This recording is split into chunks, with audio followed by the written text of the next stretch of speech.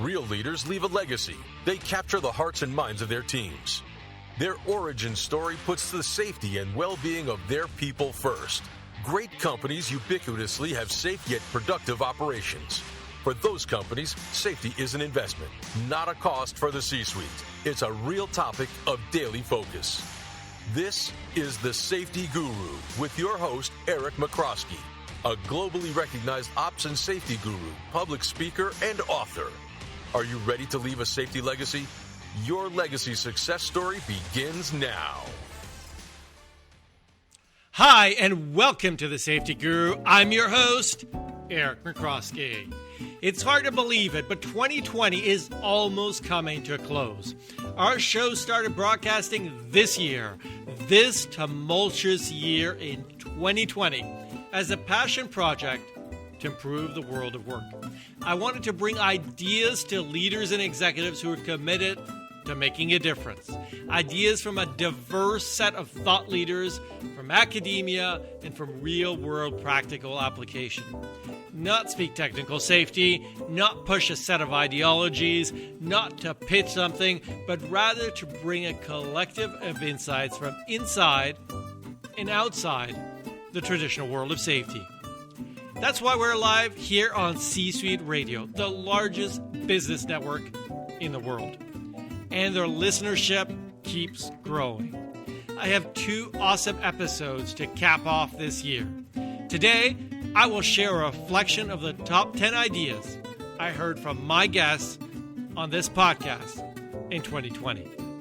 The next episode on December 31st, we will ring in the new year with Safety's 21 for 21, the top 21 ideas to shape your safety strategy for 2021. A must-listen-to episode with one of our top guests, none other than Dr. Josh Williams. So now, let's start with a year in review, 10 inspiring ideas for safety leaders. Number 10, it would be hard to end 2020 without talking about mental health in the workplace. We had 2 great guest insights on this important topic.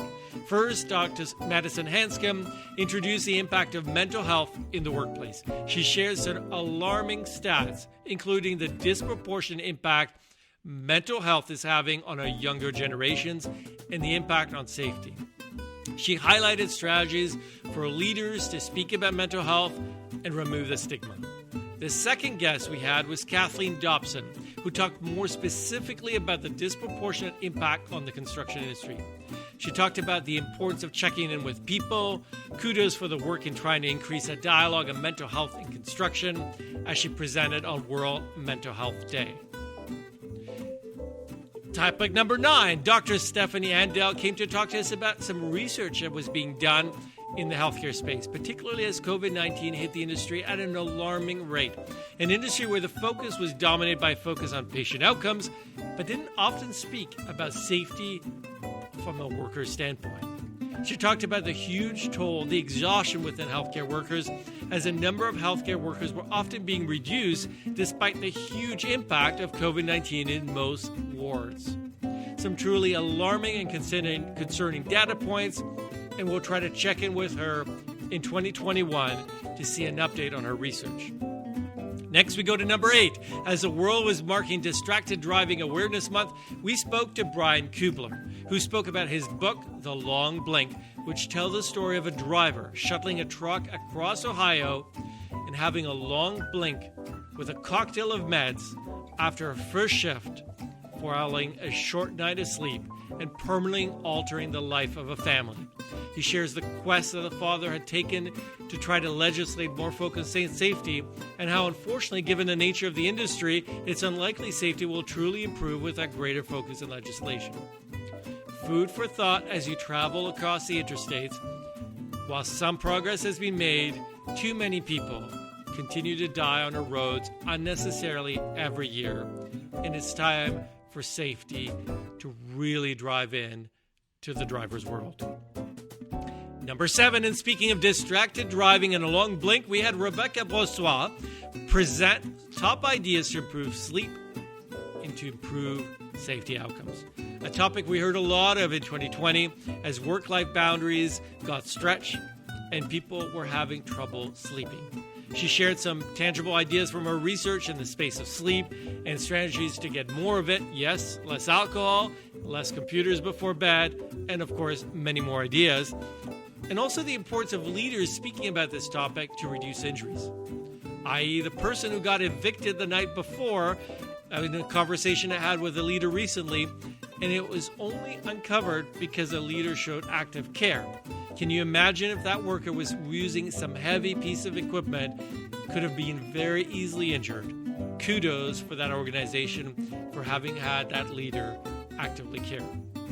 Then we go to number 6. We have to talk about safety communication, such an important topic that we even dedicated 2 episodes to it. Too many businesses just mail it in with regards to safety communications. First, we had Dr. Josh Williams speak to the importance of one-on-one with employees, how employees who feel listened to put in more discretionary effort, and he also speaks to a quiz that he created, a free quiz with no catch to help leaders see how they're doing at zeroharmleadership.com, zeroharmleadership.com, a self-assessment to help think about how you're doing and how could you get better at safety communication. Well, we also had Dr. Archana Tedon, who speaks about the importance of upwards communication and lateral communication. In other words, how do you get ideas from team members to leaders? How do you get them to collaborate more with each other to improve the world of safety? So critical key themes. Then we go to number 5. Chris Yurikin came to talk to us about making safety personal. Why I'm staying safe both at the frontline level and the leadership level. Introducing themes like pictures of loved ones, introducing a personal conversation from leaders on the importance of safety. Such a simple idea, but something I've been passionate about and advocating for a very, very long time. I wish more people help make safety real for everyone. We need the discretionary effort of people to stay safe. We need to stop blame, stop getting people to just mail in their safety. We need 100% from each team member and an extra 100% from the company so that we're 200% in for safety. Then we go to team number 4, and we are back with Dr. Josh Williams, who came with another great set of ideas around safety incentives.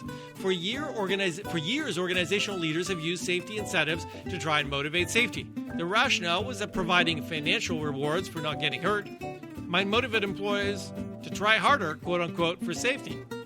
In reality, this often encourages non-reporting. Plus, people are already motivated and should be motivated to avoid injuries. Effective incentives should be focused on proactive safety behaviors and efforts. Rewards should be symbolic and safety themed.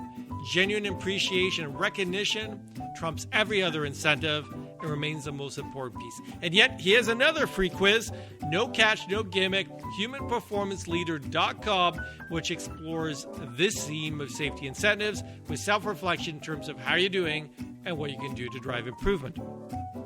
Then we go on to theme number 3 with Bryce Griffler, who spoke to the importance of diversity in safety. How diversity and inclusion is about bringing different perspectives and opinions to the table. Starting with maybe a union leader to a non-traditional leader that came from a different part of the company, maybe in IT, to the person that has a completely different background. Imagine the power of IDEO, the most innovative company in the world, powered inside your business to improving safety by tapping into a diverse and inclusive group, and also increasing the diversity and inclusion within your safety team. I wish more people spoke about this. Then we go to theme number 2. Now, this was really powerful. Bree DeLisi just a couple weeks ago shared some articulated a tangible leadership equation for safety. Wow, what a story. 2 leaders, one that had a TRIR of 2.4 and another one of 0.5. The first one had only improved by 53% over a few years, the other one by 86%. So one was a wow success story, the other one was okay. What was the difference between those 2 leaders? 3 key themes. The first one is the wow leader had 16 items that were articulated with tangible themes and objectives for their team members. Things like inspections, corrective actions, safety projects, and they were rated at 20%. The not so wow leader only had 4 themes, only weighted at 5%. Next, the commitment theme of leaders. The leader that, wow, spent 15 hours per week speaking about safety, on the shop floor, reinforcing safety, interacting with team members in safety talks, 4 times more than the leader that didn't wow. That leader only spent 4 hours per week. They were mailing it in. Third theme is one leader showed up at 7 a.m., at 6 a.m. starter shift meeting, so showed up after the starter shift meeting. That was, of course, the non-wow leader versus the wow safety leader showed up at 5:30 a.m. Why 5:30? Because they started each day 30 minutes with their leadership team to talk about safety operations in a huddle.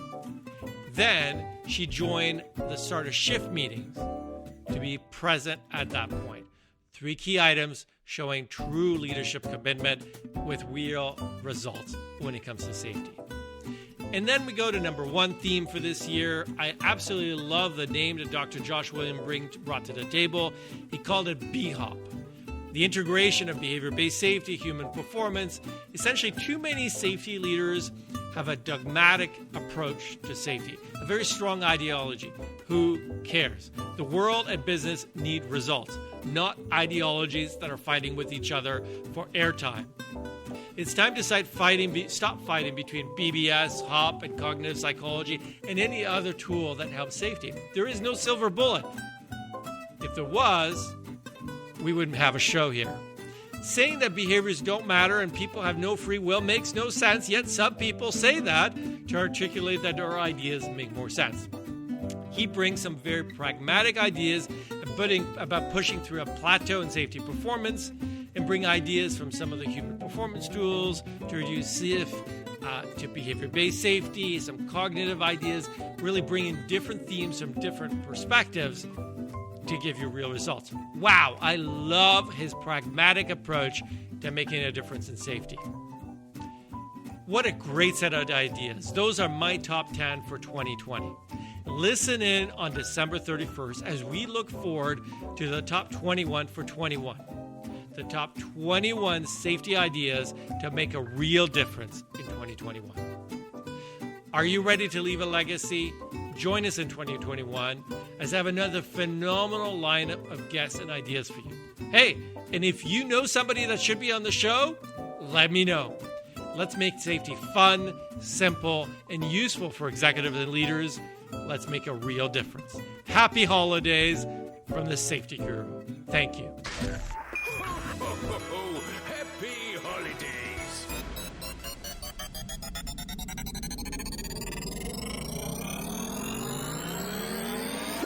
Like what we do? Share this on your socials and tell everyone. Thank you for listening to the Safety Guru on C-Suite Radio. Leave a legacy, distinguish yourself from the pack, grow your success, capture the hearts and minds of your teams, fuel your future. Come back in 2 weeks for the next episode or listen to our sister show with the Ops Guru, Michrowski.